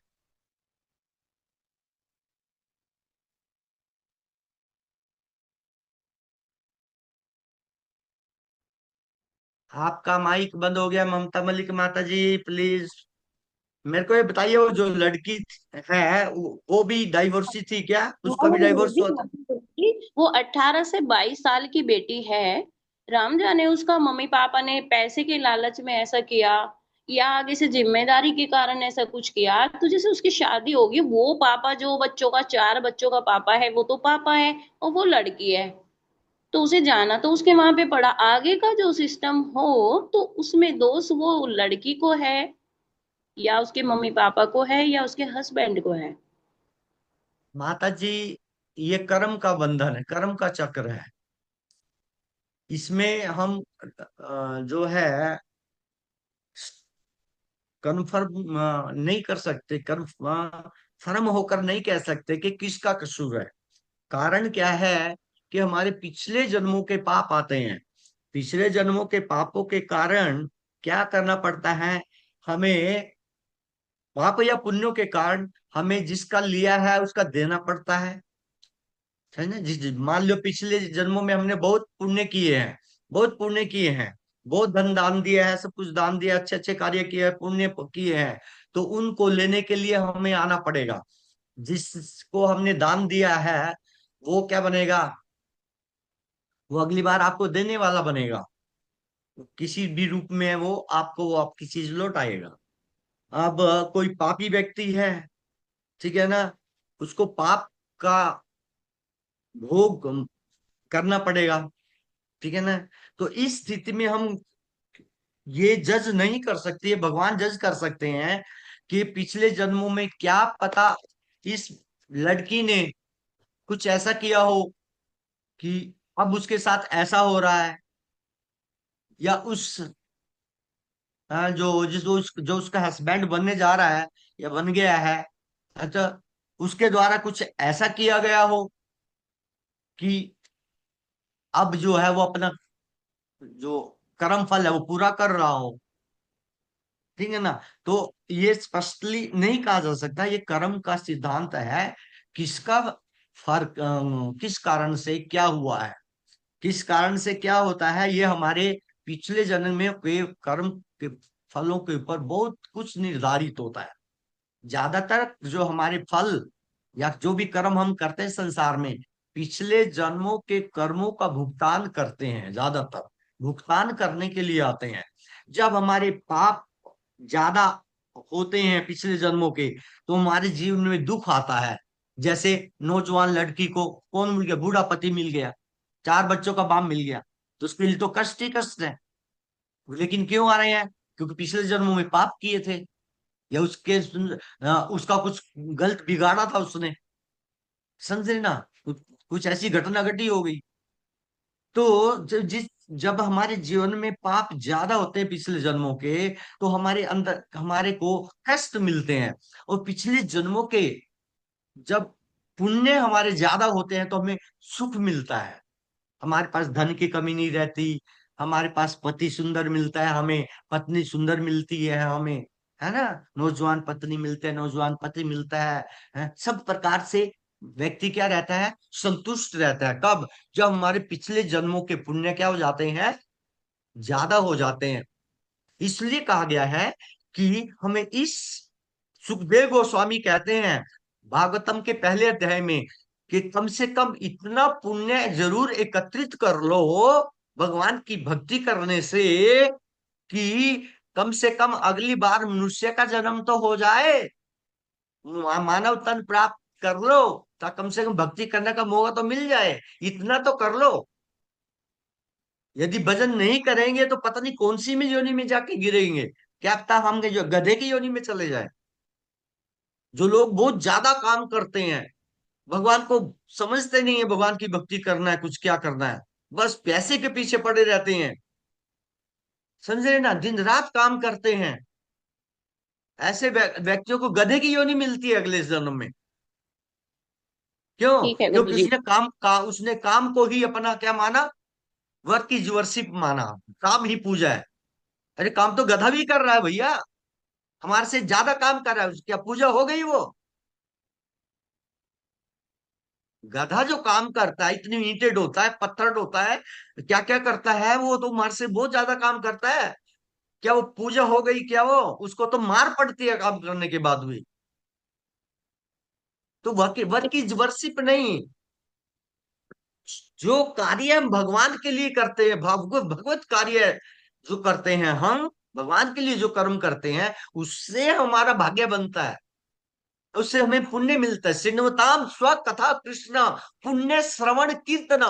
पहले ही स्कंद में सूत गोस्वामी जी बताते हैं 88,000 ऋषियों को, क्या श्रृण्वताम कथा कृष्ण, जब भगवान श्री कृष्ण किसी को अपनी कथा सुनते हुए देखते हैं, श्रृण्वताम स्व कथा कृष्ण, अपनी कथा को सुनते हुए जब भगवान श्री कृष्ण देखते हैं किसी व्यक्ति को, तो क्या करते हैं, 2 गिफ्ट तुरंत दे देते हैं, 2 उपहार देते हैं। वो पुण्य श्रवण कीर्तना, क्या देते हैं, श्रवण और कीर्तन करने वाले को पुण्य दे देते हैं। पुण्य दे देते तुरंत। शिण्वताम स्व कथा कृष्ण पुण्य श्रवण कीर्तन। श्रवण और कीर्तन करने वाले भक्त को भगवान श्री कृष्ण क्या देते हैं? पुण्य प्रदान कर देते हैं। हमारे ठाकुर इतने दयालु हैं कि कोई उनकी कथा में बैठ गया, कोई उनके कीर्तन में बैठ गया, कथा सुनने लग गया, कीर्तन करने लग गया है। जब वक्ता कथा करता है तो सुनता है, जब वक्ता कीर्तन करता है तो कीर्तन करता है। तो जब वो श्रवण और कीर्तन में लग जाता है तो शिण्वताम स्व कथा कृष्ण। जब भगवान श्री कृष्ण देखते हैं कि मेरा भक्त मेरी कथा सुनने में लग गया है, तो क्या देते हैं? पुण्य श्रवण कीर्तन। उस श्रवण करने वाले और कीर्तन करने वाले भक्त को पुण्य दे देते हैं, तुरंत पुण्य प्रदान करते हैं। जिन पुण्यों को प्रदान करने के लिए हम क्या कितने प्रयत्न करते हैं, कहाँ हम औषधालय खुलवाते हैं, हम प्याव लगवाते हैं, हम दवाइयां वितरण करते हैं गरीबों में, ये करते हैं वो करते हैं, वो पुण्य प्राप्त होते हैं उनसे हमें। लेकिन मात्र आप कथा में बैठ जाओ, कथा में बैठ करके ध्यान से भगवान की कथा सुनो, और जब वक्ता कीर्तन कराए तो ध्यान प्रेम से बोल करके कीर्तन करो। इतना मात्र करने से भगवान श्री कृष्ण आपको वो पुण्य दे देंगे जो अन्य प्रकार के कार्यों से आपको वो मिलेगा या नहीं वो भी पता नहीं है। ठीक है। सिन्वताम स्व कथा कृष्ण पुण्य श्रवण कीर्तना है। जैसे भगवान किसी को देखते हैं कि ये मेरा कथा करने में लग गया है, ये मेरे कीर्तन में लग गया है, तुरंत भगवान पुण्य दे देते हैं। समझे? तो और जिस व्यक्ति के जीवन में पुण्य ज्यादा होते हैं उस व्यक्ति के जीवन में सुख आएगा। चाहे पिछले जन्म के पुण्य हो चाहे इस जन्म के पुण्य हो, उन पुण्यों से सुख आएगा। और जिस व्यक्ति के जीवन में पाप ज्यादा होते हैं उसके जीवन में दुख आएगा। समझे ना? इसलिए कहा गया है इतना पुण्य तो कम से कम एकत्रित करो, इतने तो भगवान की भक्ति कर लो कि कम से कम मानव तन प्राप्त हो जाए।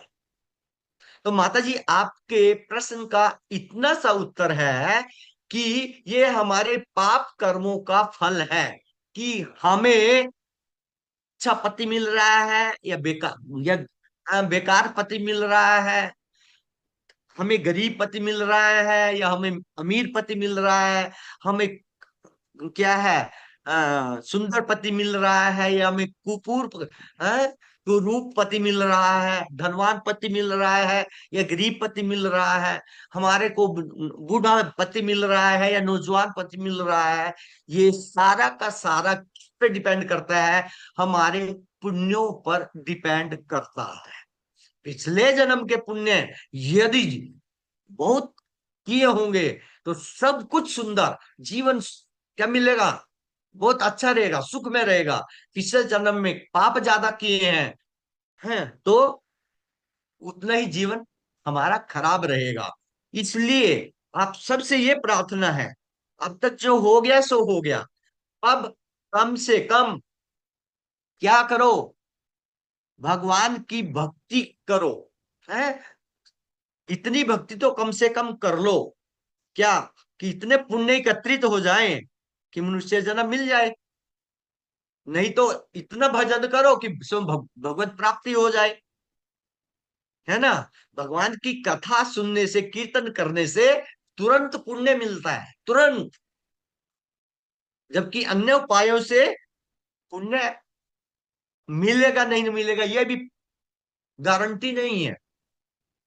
तो जिसको भी अगले जन्म में अच्छा सब कुछ चाहिए या स्वयं भगवत प्राप्ति चाहिए, उनके लिए सबके लिए एक ही कार्य है, भगवान श्री कृष्ण का भजन करना। और भगवान श्री कृष्ण के भजन करने का सबसे श्रेष्ठ उपाय कलयुग में क्या है? श्रवण और कीर्तन है। विधि की दो विधियां, सुनना और कीर्तन। श्रवण कीर्तन, कथा सुनो और कीर्तन करो। ठीक है? कीर्तन का अर्थ जाप भी करना होता है। जब जब अकेले में नाम लेते हैं उसको जाप कीर्तन कहते हैं। जब सारे मिलकर सारे मिल करके जोर जोर से बोल करके नाम उच्चारण करते हैं भगवान का, वो संकीर्तन है। तो संकीर्तन या कीर्तन, कीर्तन जापा कीर्तन और संकीर्तन, ठीक है, एक ही बात है। बस जाप अकेले में और संकीर्तन इकट्ठे में भगवान का नाम लिया जाता है। तो कथा सुनो ज्यादा से ज्यादा, कीर्तन करो अर्थात जाप करो। मात्र इतना करने से आपको इतना पुण्य मिल जाएगा कि अगले जन्म में आपको अच्छा शरीर प्राप्त होगा, मनुष्य का शरीर प्राप्त होगा। ये भगवान श्री कृष्ण भगवत गीता में वायदा करते हैं। हे अर्जुन, अर्जुन ने पूछा था भगवत गीता अध्याय 6, ठीक है। जो अर्जुन है पूछता है भगवान को भगवत गीता के 6ठे अध्याय के, और जो है 37वें श्लोक में अर्जुन प्रश्न करता। प्रश्न क्या है सुनिएगा। अयत ही श्रद्धया पेतो योगा चलित मानसा, 6ठे अध्याय का 37वां श्लोक है। गीता आपके पास है, यू कैन सी इट, ठीक है। तो क्या कह रहे हैं अर्जुन, उवाच, अर्जुन ने प्रश्न किया। अर्जुन कहता है अयत ही श्रद्धया पेतो योगा चलित मानस अप्राप्य योग संसिद्धिम काम गतिम कृष्ण गच्छति। हे प्रभु, अयत ही श्रद्धया पेता, कोई व्यक्ति श्रद्धा से आपकी भक्ति में लगा था। क्या क्या होता है? किसी ने श्रवण किया, भगवान की भक्ति जीवन का लक्ष्य है, भगवान श्री कृष्ण को पाना ही जीवन का लक्ष्य है, मात्र सुना सत्संग में जा करके और वो भक्ति में लग गया। अयति ही श्रद्धया पेतो, अयति कहता है लग गया है, श्रद्धया कहता है श्रद्धा से, पेतो कहता है आपकी भक्ति में, आपकी भक्ति में कोई व्यक्ति श्रद्धा से लग गया है। योग चलित मानसा, योग करता है भक्ति, अयति ही श्रद्धया पेतो योग योगा चलित, योगा चलित मानसा है, अपने मन से शुद्ध मन से क्या वो आपकी भक्ति में क्या कर गया है, लग गया है। अयति श्रद्धा पेतो, बड़ी श्रद्धा से आपकी भक्ति करने में, आपका ध्यान करने में वो बड़ी श्रद्धा से लग गया है। अप्राप्य योग संसिद्धिम, योग संसिद्धिम करता है भक्ति का फल, सिद्धि है योग का फल, अप्राप्य लेकिन नहीं प्राप्त करता है, योग संसिद्धिम योग का फल, भक्ति योग का फल, अर्थात आपकी भक्ति का फल उसे प्राप्त नहीं होता, उससे पहले ही वो क्या हो जाता है, अपने योग से भ्रष्ट हो जाता है, भक्ति से गिर जाता है, भक्ति नहीं कर पाता, भक्ति से क्या हो जाता है, दूर चला जाता है, माया के कारण किसी भी कारण से उसका उसकी भक्ति छूट जाती है। अयति ही श्रद्धया पीतो योगा चलित मानस अप्राप्य योग संसिद्धिम काम गतिम कृष्ण गच्छति। हे प्रभु, कोई व्यक्ति बड़े श्रद्धा से आपकी भक्ति में लगा था और बहुत अच्छी तरह से आपकी भक्ति कर रहा था, है आपका ध्यान कर रहा था, आपकी पूजा कर रहा था, लेकिन क्या हुआ, योग अचलित, वो योग से भ्रष्ट हो गया, अपने भक्ति योग से भ्रष्ट हो गया, वो उसकी भक्ति छूट गई किसी भी कारण से। जैसे 60,000 तक की तपस्या कर रहे थे, 60,000 तपस्या, 60,000 की तपस्या, अभी तपस्या में लगे थे विश्वामित्र जी, 60,000 वर्ष तक तपस्या हो गई थी उनकी, लेकिन मेनका आई तो सही तपस्या भंग।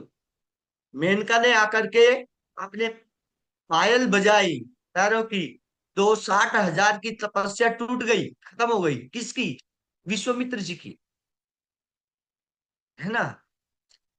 तो हट योग में लगे थे, भक्ति में लगे थे, लेकिन गिर गए, कोई भी कारण से गिर गया कोई, तो उसके उसने पूछ रहे हैं अर्जुन कि प्रभु बड़ी श्रद्धा से कोई आपकी भक्ति में लगा था, योग में लगा था, लेकिन क्या हुआ, किसी कारण से वो क्या हो गया, यो अपनी भक्ति से गिर गया है, भक्ति पूर्ण नहीं कर पाया, तो उसका क्या होगा। उससे अगले श्लोक में कहते हैं अर्जुन कच्चिनो व्यभिवृतस् छिन्ना भ्रमि नश्यति अप्रतिष्ठो मां बाहो विमूढ़ो पथि।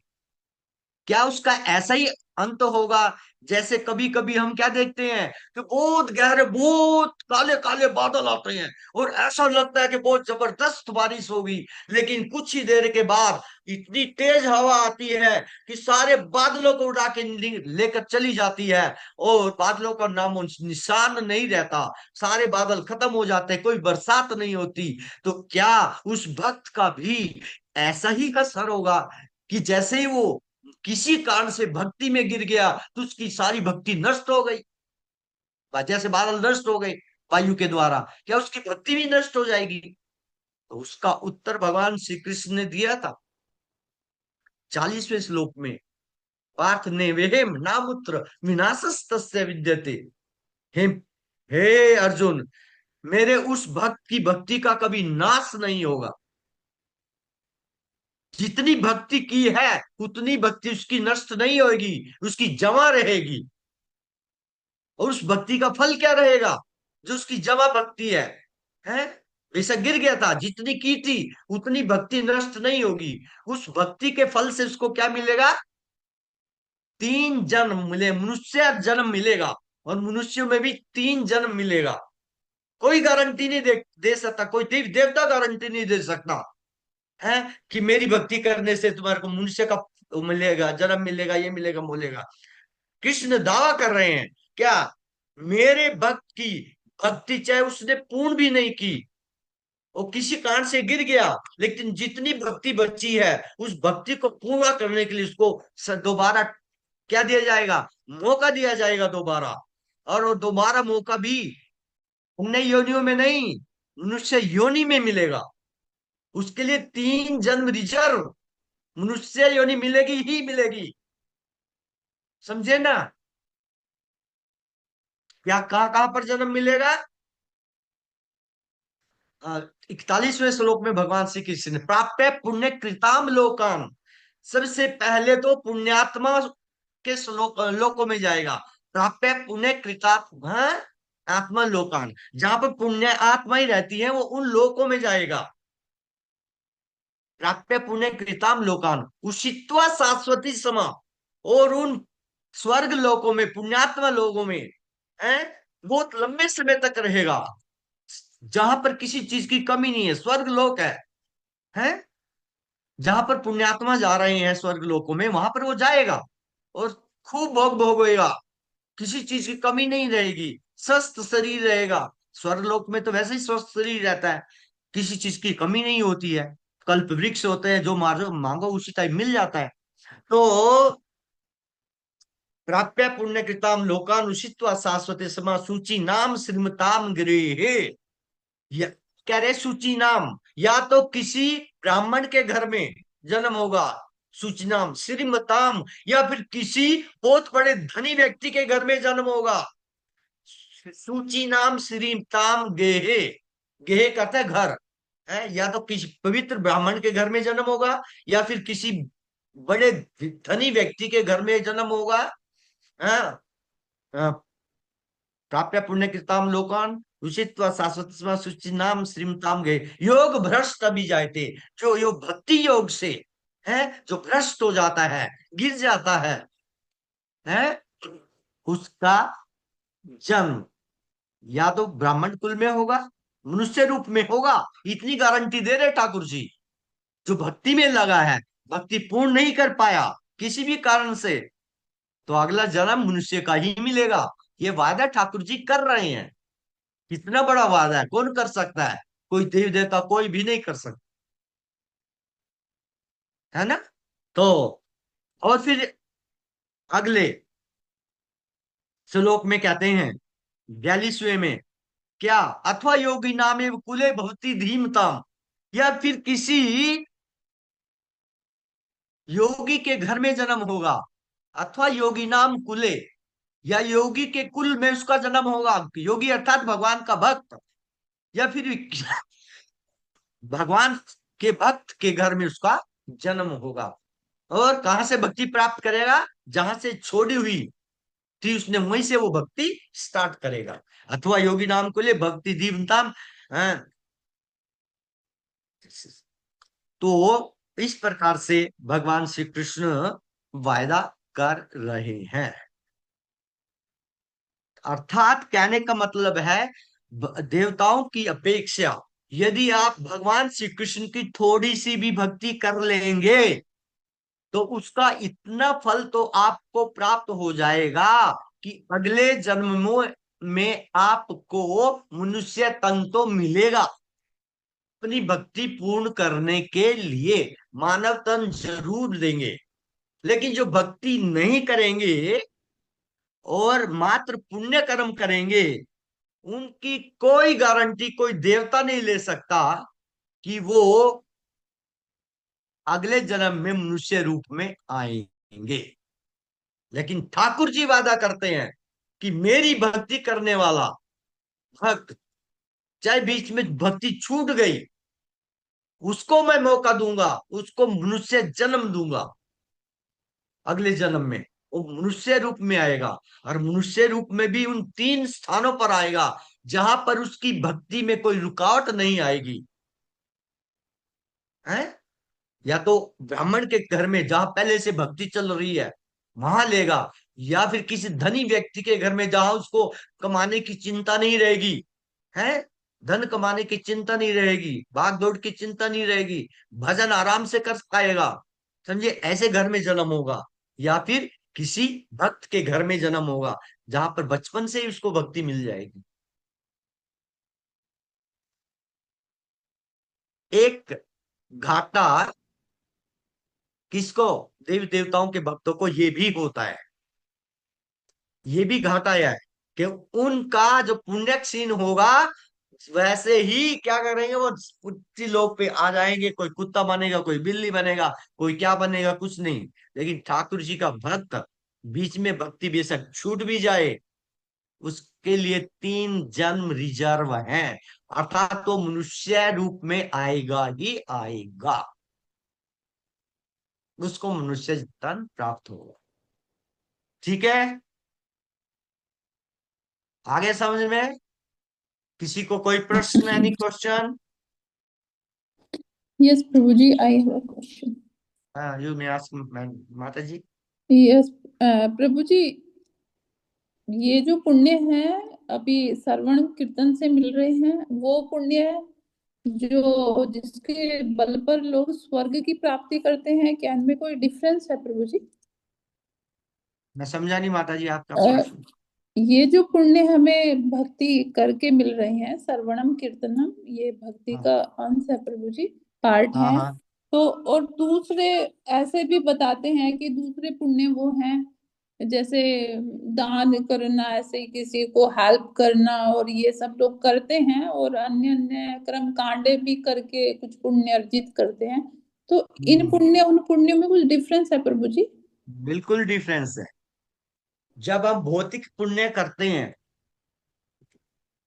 है, किसी भी व्यक्ति के लिए हम मेडिसिन जुटाते हैं, जिस जो गरीब है पानी पिलाते हैं, खाना खिलाते हैं, ठीक है, भंडारे चलाते हैं गरीबों के लिए, ये है, इस प्रकार का जो पुण्य है वो भौतिक पुण्य है। लेकिन जब हम भगवान की कथा सुन करके, का कीर्तन सुन करके और भगवान के भक्तों की सेवा करके हैं, महात्माओं की सेवा करके, सत्संग करके हैं, जो हम पुण्य प्राप्त करते हैं वो आध्यात्मिक पुण्य है। वो भौतिक पुण्य था, ये आध्यात्मिक पुण्य है। भौतिक पुण्य ज्यादा से ज्यादा आपको स्वर्ग तक लेके जाएगा और आध्यात्मिक पुण्य आपको वैकुंठ तक लेके जाएगा, यहां तक कि भगवान श्री कृष्ण लोग गोलोक वृंदावन में भी आपको लेके चला जाएगा। थैंक यू प्रभु जी। ठीक है, और एनी क्वेश्चन? हरे कृष्णा प्रभु जी, दंडवत प्रणाम। कौन बोल रहे हैं? प्रभु जी, मैं ज्ञान पूजा रूपदे। बोल रही हूँ। जी माता जी। प्रभु जी, मैं ये पूछना चाह रही हूँ कि जैसे भी माता जी का क्वेश्चन था कि मतलब ये पुण्य भौतिक होते हैं जो हम ये भंडारा वगैरह कराते हैं, जैसे प्रभु जी और आपने कथा भी सुनाई कि मतलब थोड़ा भी करते हैं तो मनुष्य शरीर तो मिलता ही मिलता है। अगर प्रभु जी कोई, एक मिनट, कोई भक्त नहीं है और बिल्कुल भी वो जाप वगैरह नहीं करता, वो देवताओं का भक्त है, और वो अगर कथा में आके बैठ जाता है तो फिर उसको मनुष्य शरीर मिलेगा प्रभु जी? नहीं नहीं, ऐसा नहीं है। जब अच्छा, ऐसा तक वो नहीं है। भगवान श्री कृष्ण की भक्ति में नहीं लगेगा, अनन्य भाव नहीं आएगा। अनन्य भाव आना बहुत जरूरी है। भगवान श्री कृष्ण की भक्ति तो बहुत लोग करते हैं, लेकिन अनन्य भाव नहीं आया।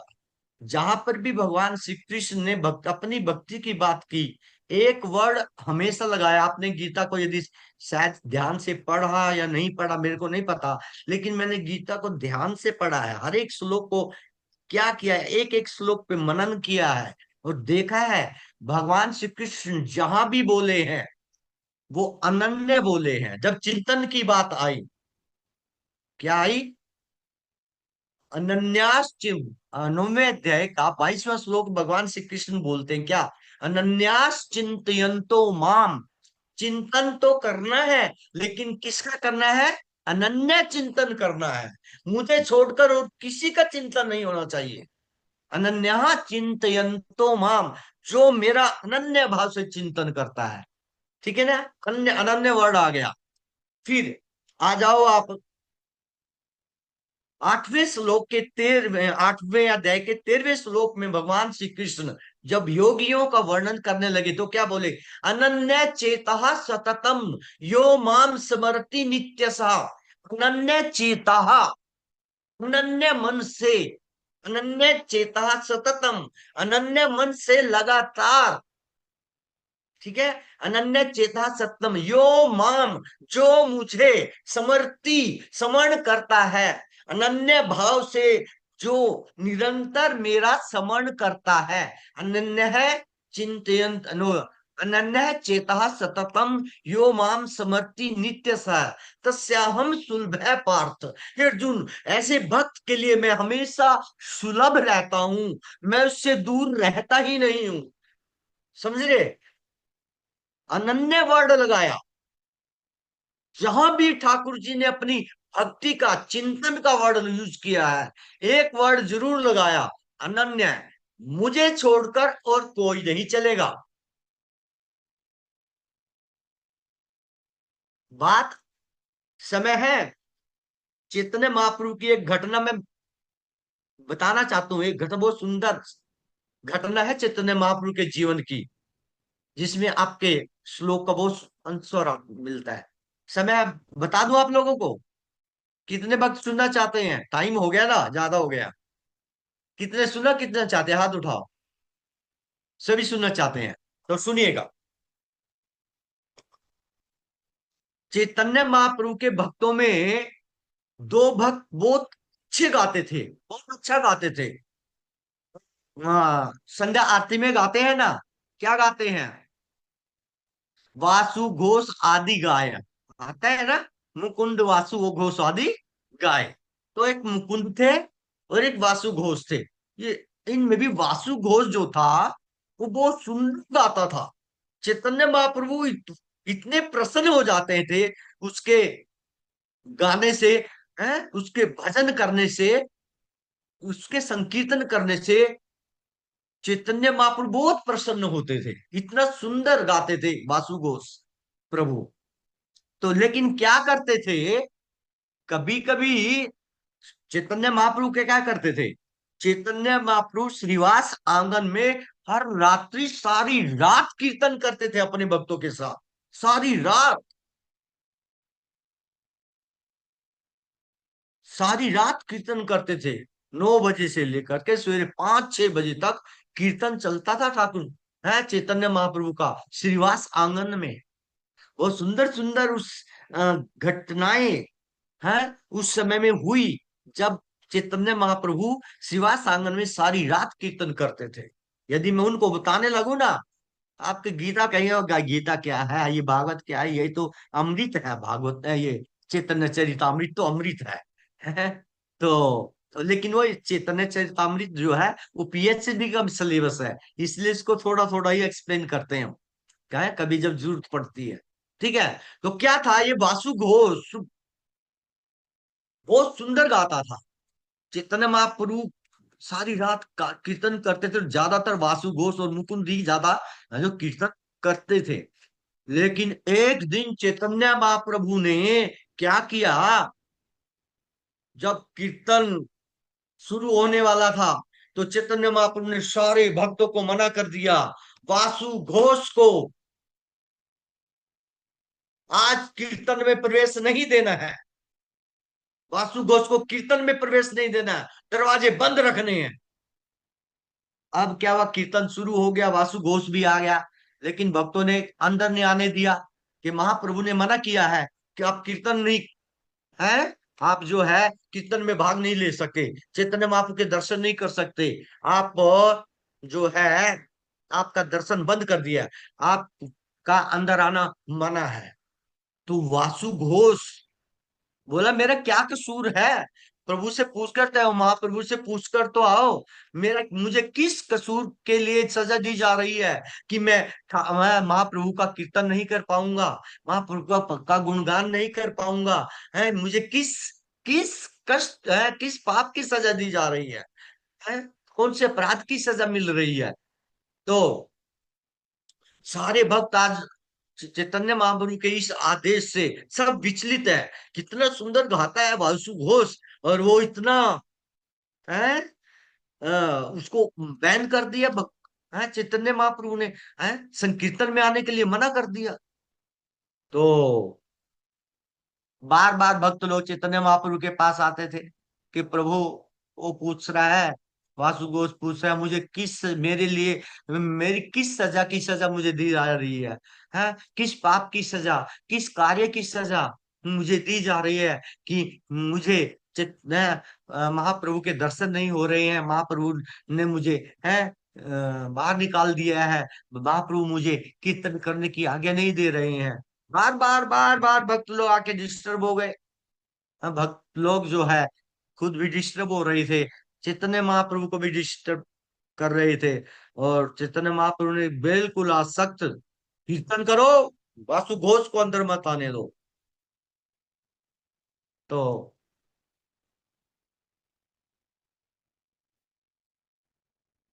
क्या हुआ, जब काफी रात्रि तक वहीं बैठ के रोने लगा वासु घोष, श्रीवास आंगन के दरवाजे पर जो बंद था उसके बाहर बैठ करके जोर जोर से रोने लगा, रोता रहा रोता रहा। चैतन्य महाप्रभु ने कुछ नहीं है एक्शन लिया, और सारी रात कीर्तन चलता रहा। अंत में जाकर के जब सुबह होने लगी तो भक्तों ने फिर आग्रह किया, प्रभु सारी रात से रो रहा है, वासु घोष दरवाजे पे बैठ करके रो रहा, रोए जा रहा है कि प्रभु ने मुझे किस पाप की सजा दी है, किस कृत्य की सजा मुझे दी है, मुझे ये तो पता लग जाए। अच्छा चलो कोई बात नहीं, ये महाप्रभु जो है जो मेरे साथ कर ले कोई बात नहीं, इतना तो पूछ के आ जाओ कि अब मुझे उनकी प्राप्ति, उनके दर्शन कब होंगे, इतना तो पूछ लो। तो भक्त लोग गए, भक्तों ने पूछा प्रभु, ओ सारी रात रोता रहा, रोते रोते अब वो वासुघोष पूछ रहा है कि अब आपके दर्शन उन्हें कब होंगे। तो चैतन्य महाप्रभु ने क्रोध में कहा, उसको बोल दो करोड़ों वर्षों के बाद मेरे दर्शन होंगे, करोड़ों वर्षों के बाद अब मेरे क्या होंगे, उस वासुघोष को दर्शन होंगे। तो भक्तों ने जैसे ही बताया, क्या ये वासुघोष, चैतन्य महाप्रभु तो बोल रहे हैं करोड़ों वर्षों के बाद आपको उनके दर्शन होंगे। ये सुनते तो वासु घोष नाचने लगा, हरि बोल हरि बोल हरि बोल, निताई गौर हरि बोल हरि बोल हरि बोल। वो तो गौरांग गौरांग गौरांग बोलते हुए, हरि बोल बोलते हुए नाचने लगा। भक्तों ने पूछा अरे पागल हो गया है, करोड़ों वर्ष बाद बोला है, ये नहीं बोला क्या अभी मिल जाएंगे, अब तो बड़ा खुश हो रहा है। वो और नाच रहा है, हरि बोल गौरांग महाप्रभु, गौरांग गौरांग गौरांग है, हरि बोल, खुश हो रहा है, नाच रहा है। जब चैतन्य महाप्रभु को ये बात पता लगी, वो तो नाच रहा है, वो तो हरि बोल गौरांग गौरांग कह के नाच रहा है? उसको तो दुख ही नहीं है कि करोड़ों वर्ष बाद दर्शन होंगे। तो चैतन्य महाप्रभु, तो भक्तों ने पूछा क्या, अरे भाई तू नाच क्यों रहा है?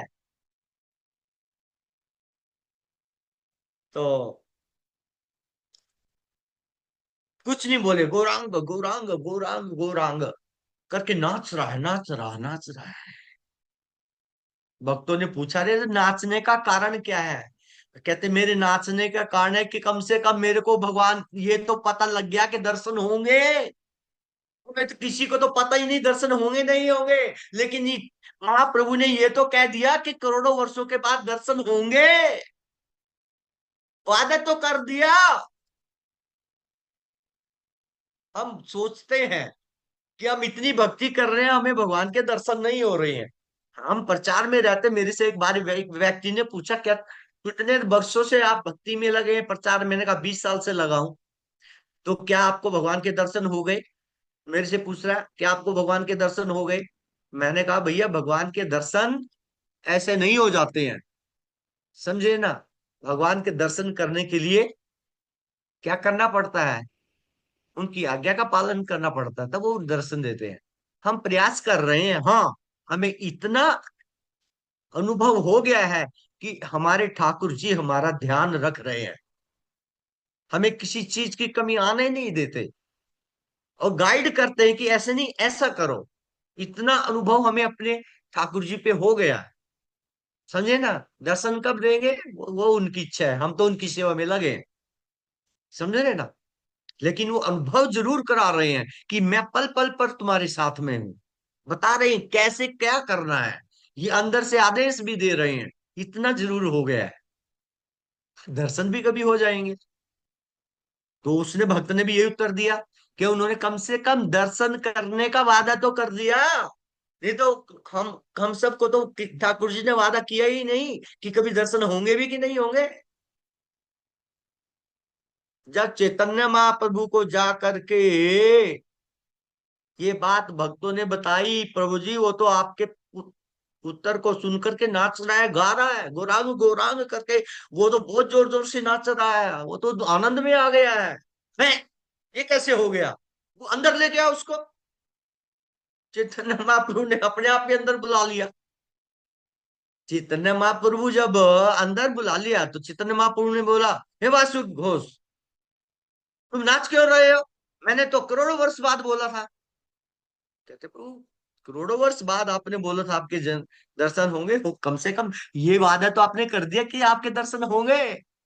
आम आदमी को कोई वादा भी नहीं किया, आपको रोको तो किसी को आपने वादा भी नहीं किया कि आप फिर से कभी दर्शन दोगे, कब दोगे नहीं दोगे। मेरे को तो वादा तो कर दिया कि करोड़ों वर्ष के बाद मेरे को जन्म है, मेरे को दर्शन होंगे आपके। इतने से ही मैं बहुत प्रसन्न हूँ, बहुत आनंद हूँ प्रभु, आपका नाम लेकर के मैं बहुत आनंदित हूँ। लेकिन प्रभु मैं ये पूछना चाह रहा हूं, मुझे आपने ये किस अपराध की सजा दी है कि आज मुझे संकीर्तन से वंचित कर दिया है, आज मुझे संकीर्तन में प्रवेश नहीं करने दिया है? तो सुनिएगा, ध्यान से सुनिए, आप अपने प्रश्न का उत्तर ध्यान से सुनिए। चैतन्य महाप्रभु कहते हैं कि हे वासु घोष, तुम बहुत बड़े अपराधी हो, तुमने मुझे मारा है, तूने मुझे कोड़ों से मारा है। ध्यान दीजिए, क्या कह रहे हैं चैतन्य महाप्रभु, तुमने मुझे कोड़ों से मारा है। प्रभु मैंने मारा है? सारे भक्त सुनकर के हैरान रह गए, हैं कोड़ों से मारा है? कहते हाँ। सारे भक्तों ने पीछे से देखा, उठा के देखो मेरी पीठ देखो। भक्तों ने जब कपड़ा उठाया, चैतन्य महाप्रभु की पीठ पर कोड़ों के लाल लाल निशान, बहुत लाल लाल निशान। ये देख करके सारे भक्त रोने लगे, सारे भक्त चिंतित हो गए, ये कोड़ों के निशान कहां से आ गए? प्रभु ये कैसे हो गया? ये आपकी पीठ पर ये कोड़ों के निशान कैसे आए? तो चैतन्य महाप्रभु ने कहा, ये सारे के सारे इस वासु घोष ने मारे हैं मेरे को। वासु घोष बड़ा परेशान, चरणों में गिर गया, प्रभु मैंने कब मारे, मैं तो आपके दर्शन भी नहीं किए है सारा दिन में, रात को आपने मेरे को दर्शन नहीं दिया, उसके बाद मैंने कोड़े कब मारे आपको। कहते तुमने कोड़े कब मारे, तुम यहाँ पर हैं मेरी लीलाओं का, मेरे नामों का गुणगान करते हो, कृष्ण का हैं नामों का गुणगान करते हो, बहुत सुंदर कृष्ण भजन करते हो, कृष्ण कीर्तन करते हो, लेकिन तुम किसमें उसमें देवी के जगरातों में जाकर के तुम देवी के क्या गाते हो, देवी के लिए गाते हो, देवी के भजन गाते हो, हैं तुम वास्तव में मेरी पीठ पर कोड़ा मार रहे हो। क्या मार रहे हो, कोड़ा मार रहे हो, हैं तुम छुप करके मुझसे हैं जगराते भी करते हो, वहां भी गाते हो। वास्तव में जो मुझे छोड़ करके अन्य देवी देवताओं के पास जाता है और फिर मेरे पास भी आ जाता है, तो मेरे यहाँ पर उसका कोई स्थान नहीं है। मैं तो अनन्य व्यक्ति चाहता हूं, जो बस मेरी शरण में रहे और कहीं ना जाए। इसको बोलते हैं अनन्य भक्ति। तब से वासु घोष ने चरण पकड़ लिए, प्रभु आज से कभी नहीं जाऊंगा, कभी नहीं जाऊंगा, कभी नहीं जाऊंगा, आपको छोड़कर कुछ कहीं पर जाने वाला गाने वाला नहीं हूं, और कुछ गाने वाला। ये है अनन्य भक्ति। जहां भी गीता में भगवान ने भक्ति की बात की, अनन्य की बात की। समझे, जैसे 11वें अध्याय में, 11वें अध्याय में भी भगवान ने कहा कि क्या कहा कि अर्जुन न हम वेदे न तपसा न दाने न जिया, मुझे कोई ना तो वेदों के अध्ययन द्वारा, वैदिक ज्ञान के द्वारा, न हम वेदे न तपसा, न किसी तपस्या के द्वारा, न ध्यान, न किसी ध्यान के द्वारा है, न हम वेदे न तपसा न दाने, न किसी दान के द्वारा, न चैज्य न और न ही किसी पूजा के द्वारा कोई मुझे प्राप्त कर सकता है। इन माध्यमों से कोई मुझे प्राप्त नहीं कर सकता। न हम वेदे न तपसा न दाने न चैज्य शक्यो एवं विदो द्रष्टुम दृष्टवानसि माम यथा। इन माध्यमों से कोई भी व्यक्ति मेरा दर्शन नहीं कर सकता, उस जिस प्रकार से तुम मेरे दर्शन आमने सामने कर रहे हो, इस प्रकार से मेरे आमने सामने मेरा कोई दर्शन नहीं कर सकता। चाहे क्या कर ले, चाहे कितनी बड़ी तपस्या कर ले, नाम तपसा ना वेदा, चाहे वेदों का बहुत बड़ा प्रकांड विद्वान क्यों न बन जाए, ना हम वेदे न तपसा न दाने न चेजिया, चाहे कितना बड़ा दानी बन जाए, चाहे कितना बड़ा पुजारी बन जाए, इन माध्यमों के द्वारा जिस प्रकार से तुम मुझे आमने सामने देख रहे हो, कोई मुझे नहीं देख सकता, किसी इन सभी माध्यमों से नहीं देख सकता।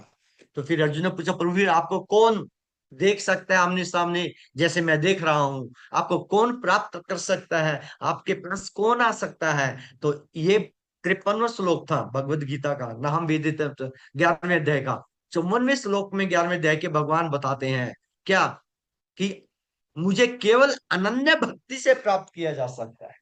भक्त्या तू अनन्या, ध्यान दीजिए 54वां श्लोक 11वां अध्याय, 11वें अध्याय का 53वां श्लोक में सुना चुका हूं आपको। न हम वेदे न तपसा न दाने न ज्या शक्य एवं विदो दर्शन दृष्टवान सीमाम यथा।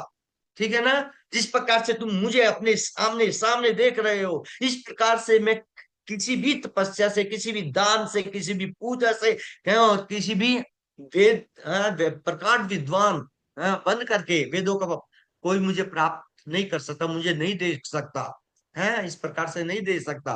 तो अर्जुन ने पूछा फिर कैसे आपको देखा जाएगा, कैसे आपको कोई प्राप्त कर सकता है, कैसे देख सकता है। तो भगवान ने इससे अगला श्लोक बोला, भक्त्या तू अनन्या, भक्त्या भक्ति के द्वारा, तू करता लेकिन, लेकिन भक्ति के द्वारा, लेकिन कैसी भक्ति, अनन्य भक्ति के द्वारा। तू लगा करके बोला, भक्ति तो करनी है लेकिन कैसी करनी है, अनन्य भक्ति करनी है। भक्त्या तू अनन्य शक्य, ये केवल शक्य अर्थात संभव है, ये केवल संभव है मेरी अनन्य भक्ति के द्वारा। कोई मेरी अनन्य भक्ति करेगा तो क्या होगा, ये है भगवान श्री कृष्ण इसमें कह रहे भक्त्या तुन्ने सके अहम एवं विदो अर्जुन। हाँ, अहम एवं विदो अर्जुन ज्ञातुम द्रष्टुम च तत्वेन प्रवेशुम च परम तपा। हे अर्जुन, मेरी अनन्य भक्ति के द्वारा कोई मुझे आमने सामने देख सकता है, समझे, आमने सामने देख सकता है। भक्त्या तू अनन्य शक्य, शक्य कथा है संभव है? एवं विदो अर्जुना, इस प्रकार से मुझे देखना है। और क्या करना, ज्ञातुम, मुझे जानना संभव है अनन्य भक्ति के द्वारा। द्रष्टुम, मुझे आमने सामने देखना संभव है। प्रवेशुम च परम तपा, और मेरे धाम में प्रवेश करना सफल क्या है, संभव है। लेकिन क्या करके, अनन्य भक्ति कर। भक्त्या तू अनन्य शक्य हम एवं विदो अर्जुना ज्ञातुम द्रष्टुम च है, ज्ञातुम द्रष्टुम च तत्वेन प्रवेशुम च परंतपा। हे अर्जुन, मुझे मेरे साथ आमने सामने बात करना, ज्ञातुम द्रष्टुम देखना, तत्वेन प्रवेशुम और मेरे धाम में प्रवेश करना, मेरे पास आना संभव है केवल और केवल अनन्य भक्ति के द्वारा। भक्त्या तू अनन्य शक्य, अनन्य भक्ति के द्वारा ये संभव है। अन्यथा किसी ज्ञान से, किसी योग से, ध्यान से, तपस्या से, है पूजा से कोई मुझे इस प्रकार से नहीं देख सकता, नहीं प्राप्त कर सकता। समझे? अनन्य भक्ति करनी है। भक्ति तो सभी करते हैं, लेकिन एक देवता की करेंगे, फिर दूसरे देवता की करेंगे, फिर तीसरे की करेंगे। आपके कैराना का अक्सर मैं उदाहरण देने लगा हूं। पिछले साल जो कथा हुई थी कैराना में, ठीक है ना, वहां पर अब कैराना के भक्त जो लेकर गए थे मेरे को, वहां पर जो घटना घटी, उस घटना से मेरे को हिला दिया, मेरा दिमाग खराब कर दिया। उसके बाद मेरे को पता लगा कि वास्तव में जितना भी प्रचार हो रहा है वो ज्यादातर गलत प्रचार हो रहा है। ये घटना अगली बार मैं आपको सुनाऊंगा, कैराना की घटना, ठीक है, कथा की घटना मेरे को याद करा देना बस कि यस प्रभु जी प्रभु को जी, थैंक कैराना यू मत, प्रभु जी। ठीक है। प्रभु जी, यस प्रभु जी, थैंक यू, हरे कृष्णा। प्रभु जी एक चीज और बता दीजिए प्लीज। जैसे हाँ, स्वप्न में अगर हमें भक्तों के दर्शन होते हैं तो उसका क्या मतलब है? स्वप्न में जी प्रभु जी। बहुत, इसका मतलब आपके ऊपर भगवान की कृपा है। क्या? भगवान की कृपा हो रही है आपके ऊपर, बढ़ रही है। ओके प्रभु और जी, थैंक यू, हरे कृष्णा, दंडवत प्रणाम। और किसी का कोई जी प्रश्न है? बताइए। नहीं question? Thank you. Okay, now we close the meeting. Hare Krishna Hare Krishna, Krishna Krishna Hare Hare, Hare Ram Ram Ram Hare Hare. सभी भक्तों का बहुत बहुत धन्यवाद। मेरा हरे आपसे कृष्णा, सबसे कृष्णा निवेदन कृष्णा, है राम कि हरे हरे। अगला जो श्लोक है वो सब इससे भी इंपॉर्टेंट है। 24वां श्लोक गीता का क्या है, और भी इंपॉर्टेंट है। इस श्लोक को पढ़ के आइएगा, इस श्लोक का अनुवाद तात्पर्य वगैरह सब पढ़ के आइएगा, और अगली बार इस श्लोक को मैं अच्छी तरह से समझाऊंगा, है ना। 1-1.5 घंटा इसी श्लोक में लगेगा, 24वें श्लोक में, लेकिन अच्छी तरह से समझाऊंगा, ठीक है। और आपको कोई शंका किसी भी प्रकार की भगवान के बारे में नहीं रहेगी, ये मैं आपको विश्वास दिलाता हूं। यदि आपने ये 24वां श्लोक है जो अगली बार आएगा, उसको समझ लिया, तो औरों को प्रेरणा दीजिए कि क्लास में लीजिए, कि क्लास में चलिए, आप अटेंड कीजिएगा घर में बैठे बैठे, तो उनका भी फायदा हो जाएगा। ओके, इन शब्दों के साथ आप सब भक्तों का बहुत बहुत धन्यवाद। हरे कृष्णा। हरे कृष्णा प्रभु जी। मैं भी पूरे सभी माताओं, सभी प्रभु गणों की ओर से आपका बहुत बहुत धन्यवाद। इतनी गंभीर, इतनी रसमय और इतनी तात्विक क्लास के लिए आपका बहुत बहुत धन्यवाद। हरे कृष्णा। हरे कृष्णा, थैंक यू आप सबको। हरे हरे कृष्णा, कृष्ण। हरि बोल। हरे बोल। ओके, प्रभु जी का धन्यवाद।